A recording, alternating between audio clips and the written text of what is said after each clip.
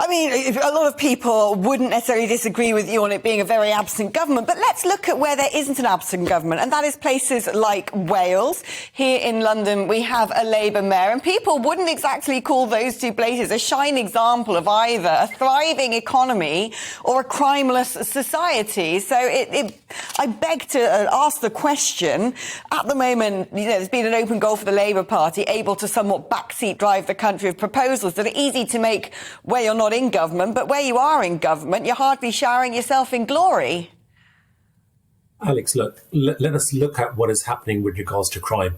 It was MPs like myself, it was others who were calling on the government not to go through with cutting 21,000 police officers. And that's exactly what they did, only to U-turn just a short while ago to say, well, 1 minute, now we will be recruiting 20,000 more police officers because crime and antisocial behaviour is on the rise.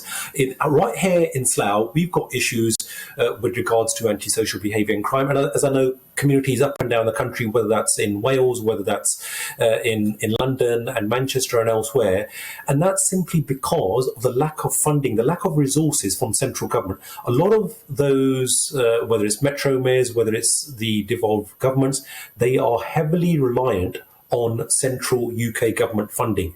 Whether that's to local government, we've had the huge cuts to local councils, to the police forces, to the fire and rescue services, and many other spheres of our life. And those public services, people are depending on them ever more. We know what's happened with regards to the NHS, the highest waiting list on record. We've gone from one crisis to another with regards to the ambulance services.